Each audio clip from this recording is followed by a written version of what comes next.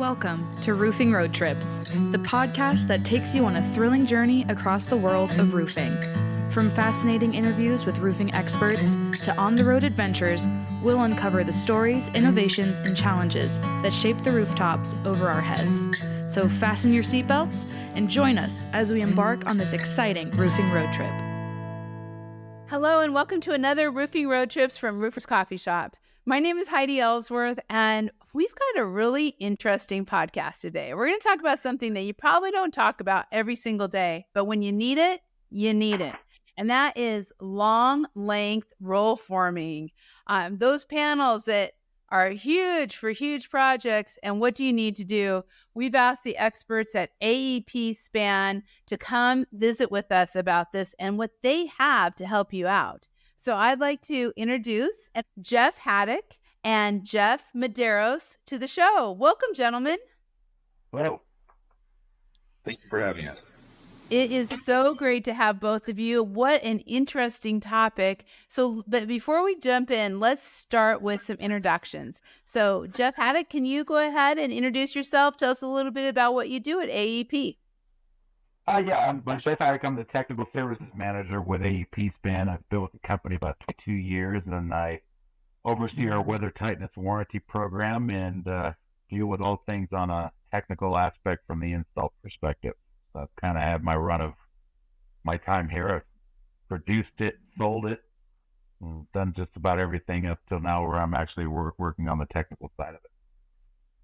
Very cool. I love it. I'm Jeff Medeiros. Hi, how are you? My name is Jeff Medeiros. I'm with AEP Span's Architectural and Design arm. I have a bachelor's in Law and Society from UC Santa Barbara. I attended University of Tokyo Waseda in Japanese. I'm a licensed contractor, and then I attended McGeorge School of Law here in Sacramento. So my role with AEP is to work with design professionals and bring projects, complex projects from the design, detailing, engineering, compliance, code compliance side up to snuff, and then put a full bid ready specification out. And then once that is done, I wash my hands of it and give it off to the sales team in a nice wrapped package with a bow and hope that we win said projects. So I can help contractors and architects with anything, any type of product from metal to low slope to coatings to built ups to anything that you might need. That's I'm great. a roofing and waterproofing guy. Wow. Very cool. Great combination, you two. I love it. But for those few people out there who maybe are not that familiar with AEP, Jeff Haddock, can you tell us a little bit about the company? Yeah, absolutely. So we are a manufacturer of metal roofing wall systems. So we produce an array of different styles of profiles for roofing and wall panel applications in both standing seam and concealed fastening, standing and concealed fastening, as well as exposed fastening, our traditional style siding, bar panel type stuff there. We've been around for about 53 years. Started back in 1971 as a company called ASC Pacific, and we're actually been bought and sold as a large company. We've been bought and sold quite a few times, and won't bore you with all the details of all our previous ownership, but we are currently owned by a very large steel producer out of Melbourne, Australia, known as Blue Scope Steel. And we operate under the AEP Span umbrella, which again is when we primarily service the commercial, industrial, architectural world. We do handle some high-end residential, but we're mainly in the commercial aspect of roofing and siding. A lot of military, municipality, government projects and things of that nature. Really, and such an interesting, I love it because being commercial is what we talked about. You need different profiles, and sometimes you need very, very large spans in order to get a project done. And so you all have come up with some great solutions. And Jeff Medeiros, I'd love for you to talk a little bit about what you've been doing with your on-site roll forming option. All right, just so we're all on the same page, I'm not sure what everyone's background is. A roll former is a collection of rollers on a machine that takes a metal coil slit to a specific width, and as it rolls through, the rollers step by step form whatever metal panel or product you're going to install down the line. Roll formers make these panels to length, so we can do any length from 1 foot as long as you want to take it out. And most roll formers in the commercial large production company type are very large because they're heavy and they have to do a lot of continuous roll forming. So these are typically in a manufacturing facility. We have that in a manufacturing facility, but we also have the exact same version mounted to a truck, so we can go out onto a site and we can manufacture and roll form factory panels on site to a specific length. So our offering is our factory quality, our factory type roll former, the big boy that everyone wants to use, right? That can roll continuously for 10 years. And we take it out to site and we can manufacture those panels for you directly on the construction site. So that's what our offering is. Wow. And it comes with all of our testing and our certifications and all that. So, and these are panels above 45 feet, right? Yes. So we can roll any length panel. Just because we roll a 45 to 100 foot long panel on a job doesn't mean there's going to be a couple small ones that are 1 to 2 foot, or 10-foot panels over an entryway or something. So we can roll any panel length you need on site, but generally speaking, an on-site roll former is utilized because of its ability to roll long length panels that are not truckable, or if there's site restrictions and site access, to roll those long length panels on site so you can do a continuous length panel instead of lapping. Yeah. Wow. That's so when you think about this, Jeff Haddock, as we're kind of going through the benefits of having that long length roll former on site, there's also some limitations. So kind of talk about the overall benefits and limitations to it for the contractors out there who are thinking right now, oh, I bet I could use that. Kind of give them that full story. Well, one good thing about the benefit of on-site roll forming, this is something I always take back out into the field with me, solid metal panels don't typically leak, right? Everything else that does. You got your flashings, penetrations, and things like that.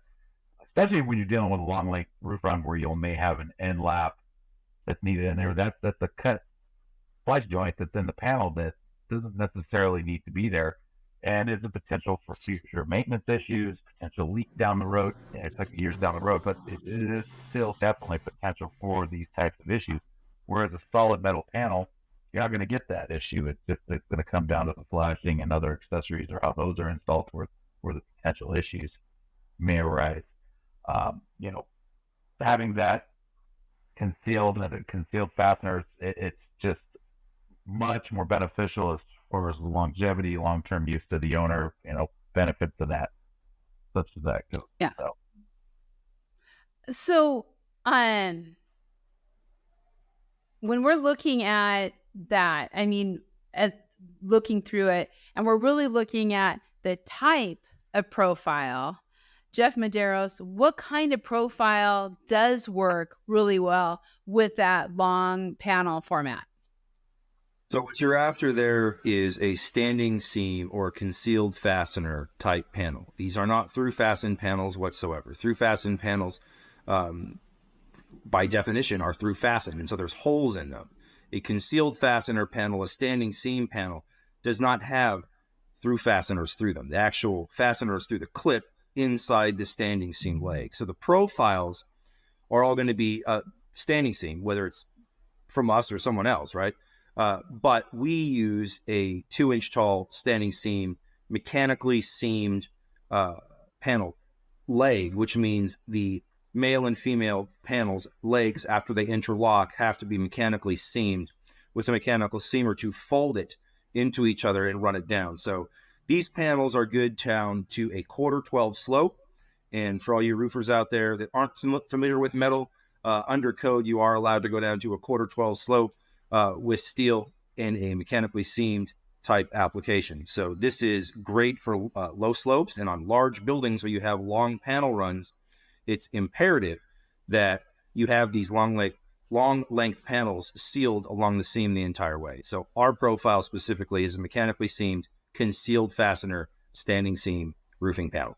So Jeff Haddock, can you expand on that, what we were just talking about on the mechanical seaming? That to me is really interesting. I know a lot of roofing contractors do that, but kind of talk about why that works, the benefits, and kind of how the machinery and what's all involved. Absolutely. So the kind of thing about this is basically what most standing seam panels, or at least old typical types of standing panels, are what they would refer to as a snap lock system, where it's just a male-female leg that would pop together. This particular panel profile actually requires the panel standing seam of it to be folded into itself to lock itself into position. This is done by a mechanical seamer that runs on every rib and actually literally has a series of rollers that fold and roll the panel seam over to itself. And there's a couple benefits for this. Very high wind uplift resistance. This particular panel that we can install or that we do on-site roll form, our Span Lok HP, is rated for hurricane zones. Very high wind load, very low slope because it's a 2-inch tall seam. Allows us to get the 1/4 and 12 roof pitches out of that, which is basically in essence flat. Both of 112 pitch, you can't even see the roof from the ground. It's invisible.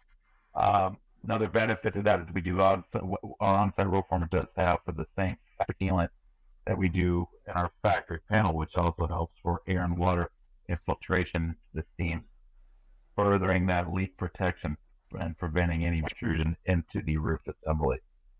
So very, very beneficial. Yeah. So, and you touched on hurricane wind uplift. So Jeff Haddock, what is included when you're talking about the Span Lok accreditation and testing? Yeah, so we've run the panel through a multitude of tests. I can bore you to death with ASTM numbers, but one of the big ones is the ASTM E1592, which is a structural wind uplift test where we've actually tested this panel at upwards, basically a 5-foot open span, 2 mode of failure. I'm not going to pull in the documents of what that pounds per square foot load is.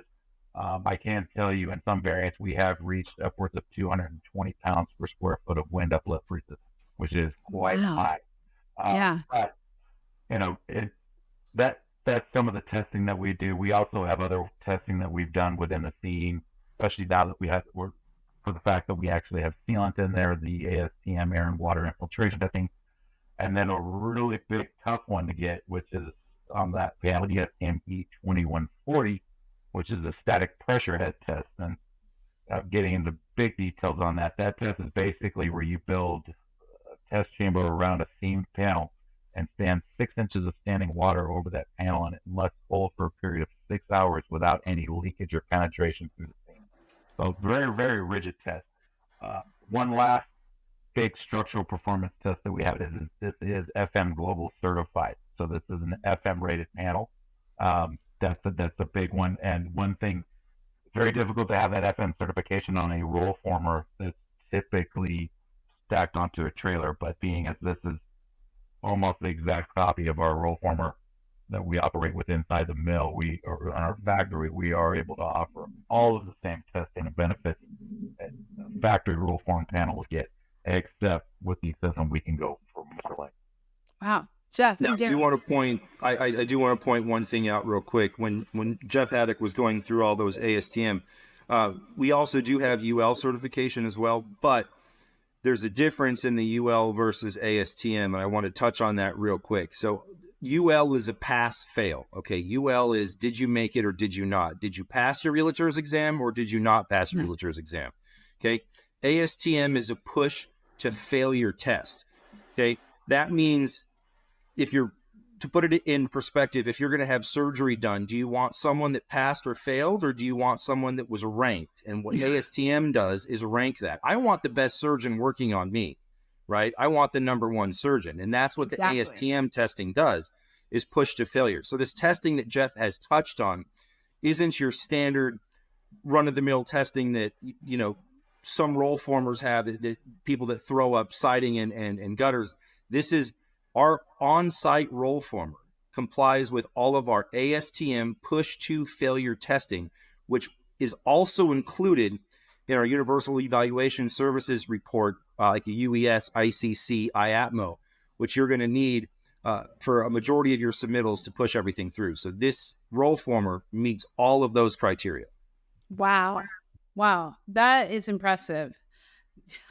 Thumbs up. That's very, very impressive. Okay. So, and Jeff Medeiros, to kind of continue that. So with all of this, I mean, great testing, great certification or accreditation, everything that we've talked about, but what should contractors consider when installing long length panels?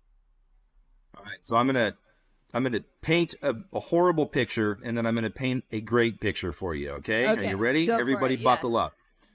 You, contractor, are bidding on a 100-foot roll forming job where they will not allow laps. It has to be perfect length. There's a lot of things you have to take into consideration here. Okay. Number one, there's going to be an additional cost moving the roll former to site. However minimal it might be, you still have to get that roll former, that trailer, to site. Number two, the coil has to be shipped into site. Number three, you have to have a long enough space and area to run out the panel to its full length. So if you're doing 100-foot long panels, you better darn well make sure you have 110 to 120 foot of area to push that out. Now, once they're off the roll former, you're going to need one person per 10-foot length of the panel to lift and move that panel. You're then going to need an area to stage it. Okay, here's where the negative part comes in. If you need to lift these panels onto a high roof, you will need a crane rental.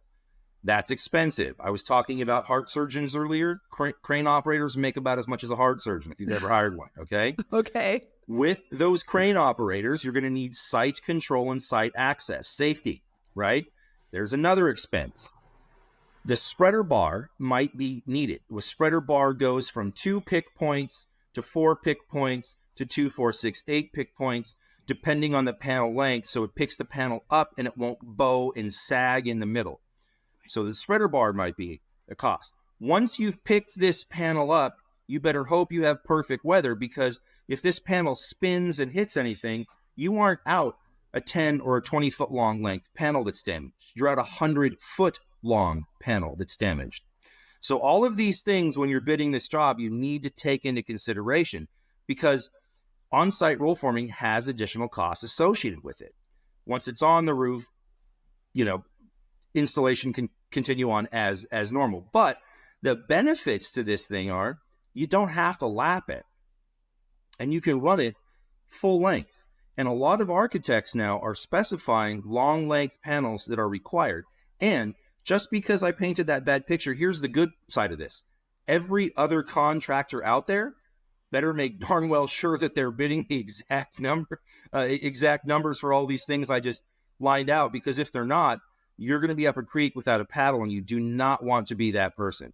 So your A team has to be on site, and you need to take into consideration all of those variables when you're doing a job like this.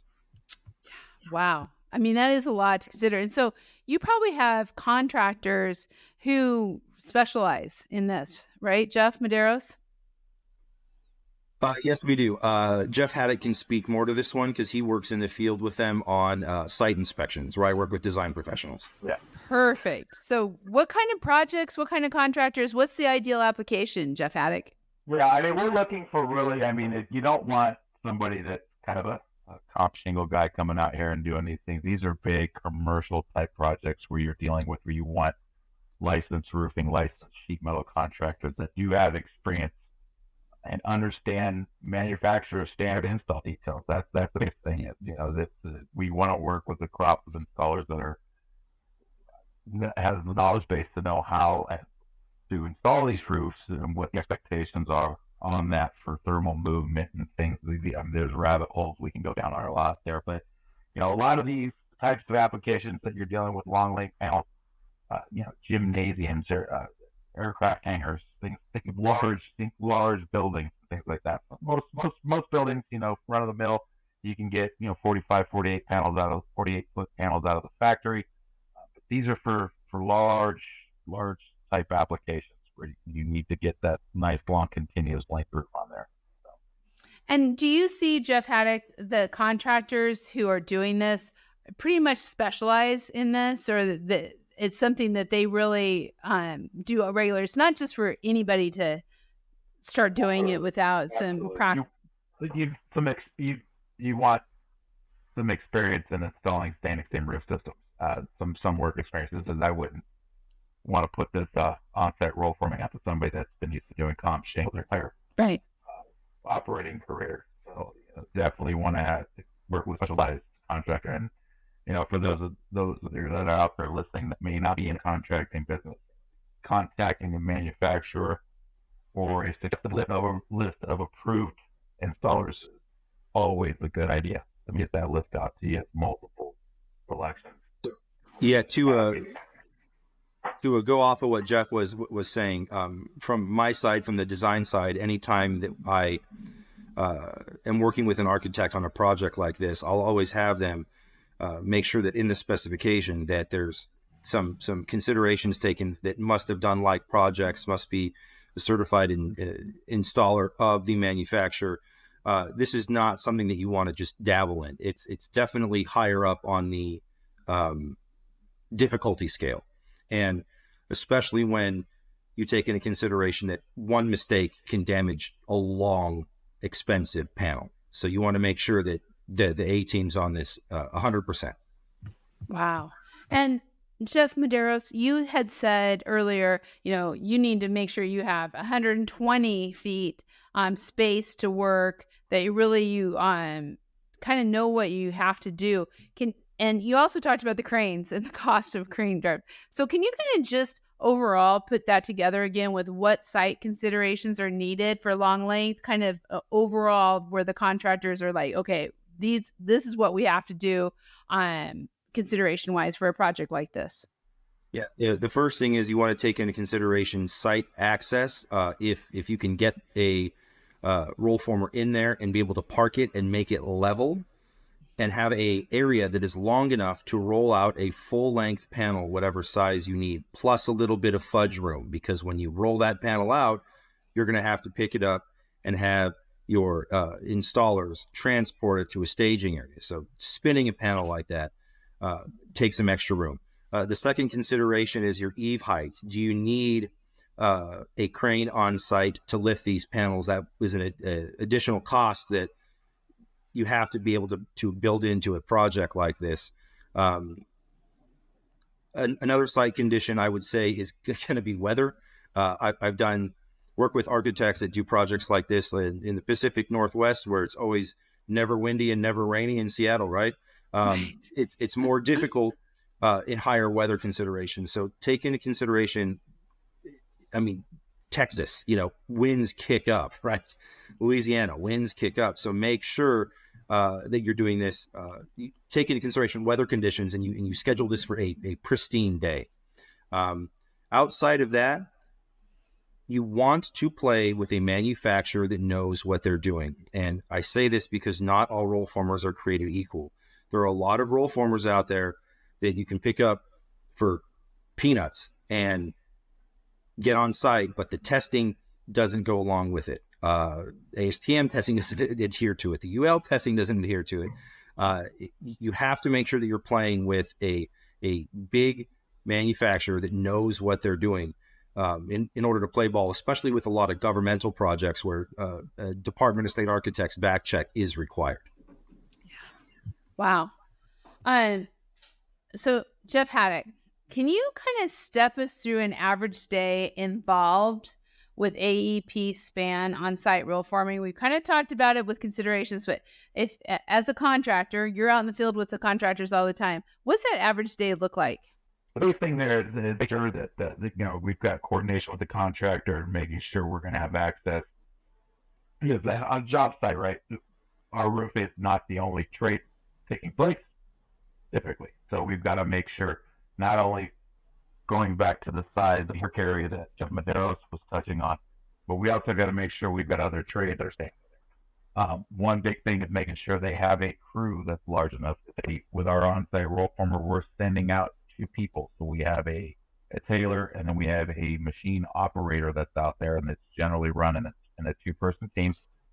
But to what Medeiros pointed out there, you need about a person per 10 feet of run, 100-foot panel, and we have the ability to run up to 150 feet. You could be looking at 10 to 15 people that are needed there to support the panel so that when it's coming off of the mill, it's not kinking or crimping and that. So, but generally speaking, I mean, we can spit out quite a few feet for, quite a few lineal feet per man hour out of that mill. And we're very efficient at it. And it's just a matter of making sure that the contractor's got enough resources out there to in the offloading the panels and they exit the rollers. Yeah, we didn't talk earlier about labor, but I mean, obviously labor and skilled labor who really understand how to work with these long panels. Absolutely. Yeah. Okay. Let's go to how to find out more. I want to talk more than just, go to the website and stuff, because that's kind of normal and we'll definitely get to that. But for contractors out there who are already doing metal roofing and they understand it, but they want to get into more commercial metal roofing and also long panels. Jeff Haddock, how do contractors make that move from, more of your traditional metal roofing to this really kind of more specialized long panel commercial roofing, metal panel roofing? Yeah. Well, on top of that is you obviously want to get in touch with the sales department from our company. That they're going to be the very first resource on that. And again, we don't want to refer everybody to the website, but there is a handy list of sales reps that's for the particular geographical areas on the Western United States that they cover. Working with them, and we can get you in, set up with an account, and then we do have most of these types of jobs for on-site roll forming especially for government type projects, do necessitate what's called a manufacturer's weather tightness warranty, whereas we have to certify the install. Well, in order for us to do that, the installer has to be certified. So we actually can, myself and another gentleman, we can help out. We can actually work with going through a class to certify for weather tight warranty style projects, of which on-site roll forming is included there, where we're revealing details, installation requirements, engineering packages, and we're just going over all of the required information. And then on top of that, once the class has been conducted and certifications are done, myself or my counterpart, depending upon where the project is located, we actually are on site certifying the install and inspecting it during. And so, generally speaking, we're not camped out on the job site, but we're doing a startup in progress and usually a final inspection of the install workmanship of the roof, making sure that the owner of the property is going to get a sound working product at the end. That's good. And Jeff Medeiros, I want to kind of follow up on that, because one of the things it seems to me also is for a contractor to start doing this, to be involved with it, or even contractors who already have, having good relationships with the architects, with the consultants, with the building owners, so you really understand the project. And that most of this is government work, so I would say probably facility managers, however that works. And this is your area, right? This is what you talk to that design community all the time. How can contractors, kind of tap into that and be aware and working with them to make sure that everything goes as it should? Yeah, so there's a couple things to this. The first one's going to be you're going to have to source the bid, which I'm sure that in your local areas, you're all members of whatever bid exchange is in your local area. But all governmental and public bid is going to hit that. So once you source that and you find out what the basis of design is, work with the manufacturer of the basis of design, and you're going to start seeing these where it's going to be pretty much the same players. So you're going to want to get in with those same players that are coming out for the larger, more nuanced projects. That's the first one. From the other end is when you're going to become manufacturer certified, a lot of times sales reps will invite you to bid jobs when they know that you're capable of being able to do a job like this, because when this is this high visibility with panels that are this long, the sales reps don't want it to go bad. So, Right. you know, once you do one or two of these jobs, you're going to get invited to work instead of just sourcing it. So that's two ways that I would say to go about it. Yeah, that makes total sense. Gentlemen, so interesting. Thank you. I mean, this is really one of those areas that you don't hear a whole lot about, but you sure do see them. How many times that I've seen those beautiful metal roofs on those buildings. So thank you so much. And I will say, we want to come back to the website. So Jeff Haddock, what's the website and where should people go to get more information and find those sales reps? But you can reach out to www.aep.com. And there's actually a rep list that you can get into and see how you run talks. There's also a technical contact information where both of us actually, our information's in there as well. If you ever have any technical inquiries or questions as far as the install and end use of metal roofing or siding, we're there for you. That's excellent. Jeff Medeiros, any last words? The only thing I didn't touch on was we don't stay on site for the duration of your project. We spit these things out. So something else to take into consideration is we're not going to roll one panel and watch you put it up and roll another one. And we're not going to be there for three weeks on a site. We are in, rolled, and out. So the faster and the more people you have, the quicker it gets done, and the better off it's going to be. So that's just one thing I didn't touch on, but I am looking forward to seeing if anyone reaches out, because I love working with new folks, and feel free to contact me as well on the website under the architectural end of the spectrum. That's excellent. Well, I have to say it, Jeff's, thank you. I've been thinking it, but I had to say it. Thank you so much. And everyone, please be sure to check out the directories for ASC Building Products and AEP Span, all on Roofers Coffee Shop. You can find out great information, as you heard earlier, about these Blue Scope companies for your metal needs and for your metal roofing. Great information. Also, please check out all of our podcasts under the RLW navigation under Roofing Road Trips, or on your favorite podcast channel. Be sure to subscribe and set those notifications so you don't miss a single episode. We'll be seeing all of you next time on Roofing Road Trips. If you've enjoyed the ride, don't forget to hit that subscribe button and join us on every roofing adventure. Make sure to visit rooferscoffeeshop.com to learn more. Thanks for tuning in, and we'll catch you on the next Roofing Road Trip.